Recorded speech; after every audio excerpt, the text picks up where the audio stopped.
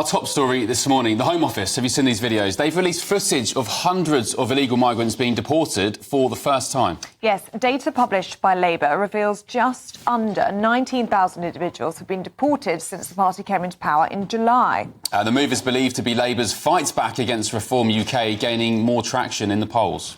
Well, all of this comes just a week after Donald Trump's government released images of shackled illegal migrants being transported onto military planes. Well, let's catch up with the former advisor to Boris Johnson, Oscar Redrop, who joins us now. Good morning, Oscar. Good morning, guys. This is all off the back of course, Labour in the North West pumping out anti-migration material that was in the colours, the branding of Reform UK.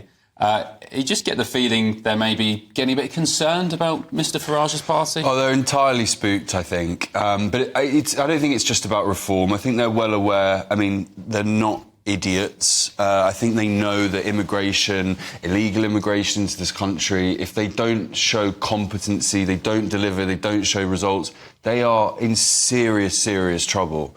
And, you know, I think these videos are in the headspace of trying to show the public, not just tell them that there's progress being made.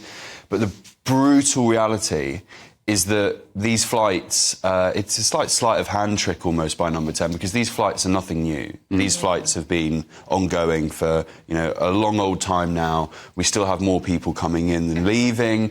And actually, I think it's, interestingly, I think this video has been more bother than it's worth, because I think to the left, the centre and the left of the Labour Party, it really doesn't sit well. And, you know, we think about that huge majority that the Labour government have.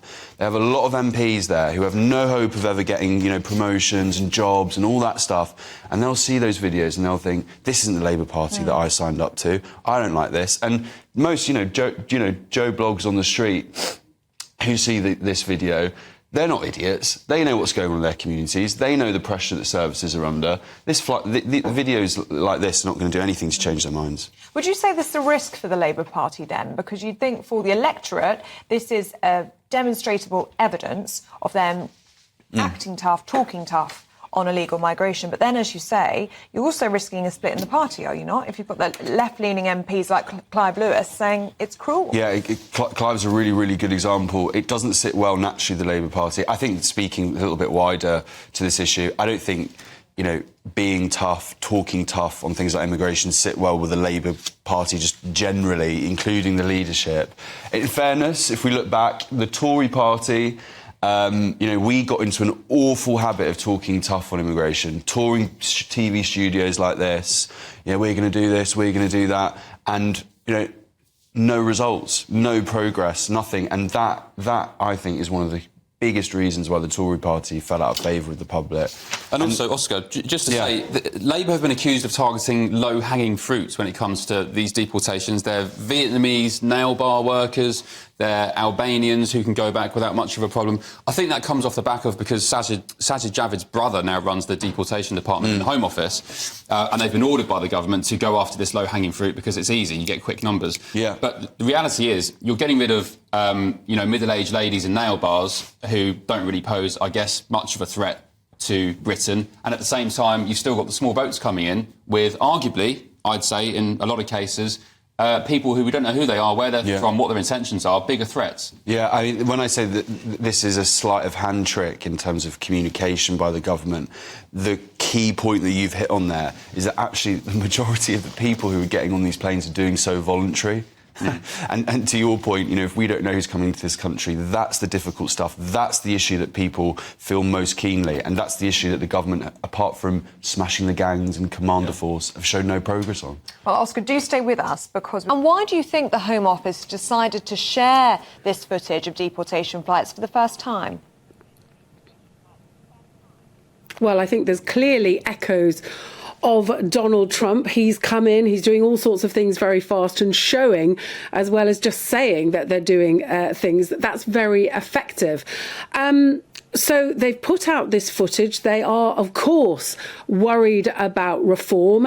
Reform is not just a problem for the Conservative Party by any means. There's about 100 seats that Labour have where reform are second. So they're very mindful of that, and the fury of much of the public, really, in the levels of both legal and illegal immigration. So they want to show that they're getting on with deporting people, and they've sent 19,000 people that are here illegally home on 39 flights. Now, that is up on the 6 months in the previous year, but only, I would say, by 4 flights. So it's a bit better, but not much better. They're saying that they're able to up the numbers because they're moving people that were working on Rwanda, which, of course, the government ditched, and moved them on to this. So they're saying that this is a taste of things to come, but I think worth saying that 3/4 of people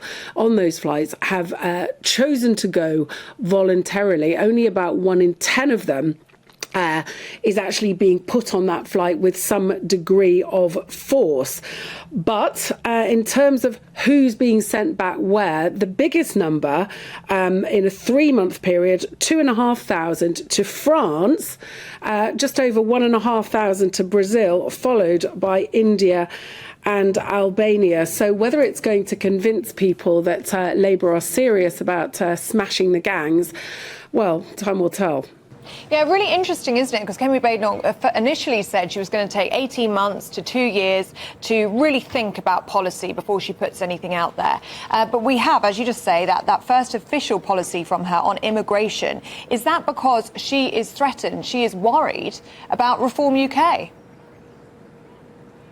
No, I think we're there listening to the issues that arise, responding to the issues. We're providing effective government. We're not doing government, well, we're not doing opposition for opposition's sake. We're listening to what's coming forward from the government and making informed decisions. Last night we were in there for several hours, 4 or 5 hours, debating the biggest issue of the day, which is immigration. We didn't see a Reform candidate contribute to that debate. We've got a position on immigration. It's very clear for the British public, the choice between what the Labour Party stand for and what we stand for, and it's going to be even more clear by the time of the next election. You say you've got a position, but regardless of that, isn't your problem trust? Nobody trusts you or your party anymore. So what's your strategy to overcome that? Well, we are, you could probably say the line for me, we are under new leadership. We've selected a new leader. We're looking at what the message that the British people sent us in that general election, and we're creating an offering. We've got to give people something they want to vote for, something, we've got to make sure that they know we understand their concerns. Last night we were doing that on immigration, which is a huge issue, setting our stall out, making our position clear. Can I just say it's that, there Matt? for people to look at, inspect. And Sorry to interject. You've had many leaders over the years who have betrayed your voters on immigration, from David Cameron to Boris Johnson, Rishi Sunak. Liz Truss didn't really have a chance, but you've had many leaders. So saying, "Oh, we've got a new leader now," that for voters, I guess, doesn't really rub. Many parties have had many leaders, but I think actually you're right. Do you know what? Kemi's conceded that previous governments have let the side down. We've allowed too many people to come into this country. Those numbers need to go down. We're looking at what the real solutions are, not just making noises about it. We're looking at the policy. We've set out our policy that people who come to this country will have to wait longer before they, well, in fact, if they come illegally, they can't become British citizens under us, which is the opposite of what the Labour Party is saying. We're saying that people need to give more time for those cases to be considered, that if you break the law, you should not be allowed British citizenship. If you are reliant on the state, you should not be allowed British citizenship. And in April this year, we would have seen a new salary threshold kick in that meant if you were going to bring dependents, you have to be earning enough money to look after them and support them. Those are really clear dividing lines between us and the opposition. The alternative is what we saw last night, a government that is going to allow people who arrive here illegally to become British citizens. This is a leader of a Prime Minister who previously fought to allow foreign-born criminals to stay in the UK. You could come here, commit a crime, and he was campaigning to stop us deporting you. That is just wrong. There's a clear line there. If you believe our borders need to be secure, we're giving you a policy basis on which you can vote for it. We're actually making the argument. We're in the chamber debating the legislation that comes forward, unlike some of the other parties. Yeah, I mean, Labour would say that 19,000 failed asylum seekers, foreign criminals and other immigration offenders have been returned since July. Between July 2024 and January 2025, they say returns are up 24%. They will say they succeeded where you failed with that Rwanda scheme. I'd say that was absolute, utter rubbish. We did These are not do Home a good Office job figures. in office. The last government did not do a good job in office. But when you look at it, if you look at immigration and what this Labour government are doing, the number of people arriving here by small boat is up 28%. We were closing hotels. There are now 6,000 more people in hotels. And actually, if you look at the detail below those arrivals, the number of people arriving here by small boat and being removed from this country is actually going down, not up.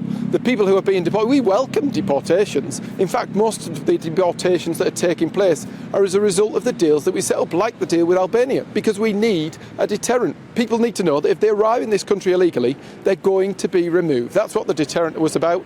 The people who we'd have been sending to Rwanda are now going to Romford, Richmond, Redcar. That's what's happening in this country at the moment. The Albania deal was really good. It's allowing us now to remove more people, but by doing that, by telling people, send a clear sign that if you arrive here illegally, you're going back, people stop coming. That's what happened with the Albania agreement. It was one of one of the places from which the vast majority of people were coming. We started sending people back, and all of a sudden, the number of people arriving fell by more than 90%. It's not rocket science. If you arrive here illegally, you need to be removed. Well, I'm very pleased to say that we're now joined by Baroness Jacqui Smith, who is Minister for Skills and Government spokesperson for Equality. It's good to see you this morning, Jacqui. Can we start by talking about the deportation flights? Because the government has decided to release footage of deportation flights for the very first time. Why have you decided to do that? It's very Trumpian of you.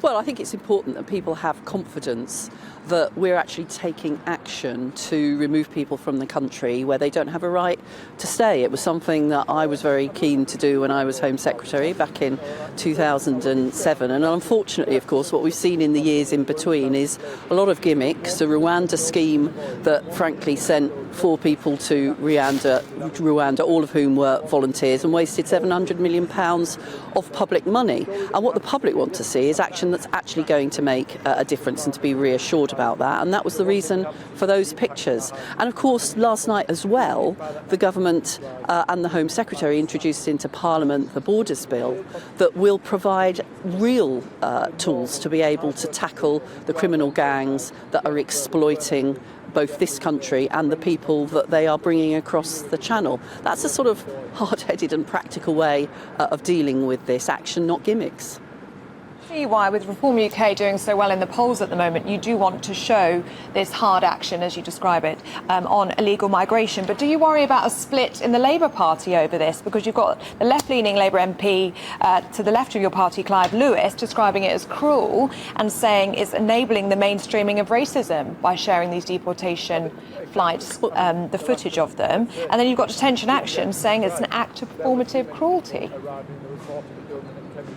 I don't think there's anything cruel about making sure that the laws that we have around our borders are being properly enforced. I think what we needed to do and what this government has done is to shift the resource that was previously being spent on Rwanda gimmicks, which were having no impact at all, into making decisions more quickly about people who come to this country. I mean, what's cruel is leaving people who actually have a right to stay here without a decision being made, languishing in hotels, using up money and disturbing communities. That's cruel. Decisions need to be made much more quickly. If you've got the right to stay here, you need to stay and integrate into the community. And if you haven't got the right to stay here, you need to be removed. And if you're an employer who is treating your workforce in an exploitative way and is bringing people in from overseas in order to fill jobs which, frankly, people in this country could fill, then you also need to be tackled for that. And that's what Yvette Cooper and the government were demonstrating yesterday. Baroness Smith, just lastly on this particular topic, why is Labour in the North East and the North West pumping out anti-migration adverts in the colours of Reform UK? Are you trying to mimic Reform? No, we're trying to do, as I did back in 2007, we're trying to run a proper immigration and borders system.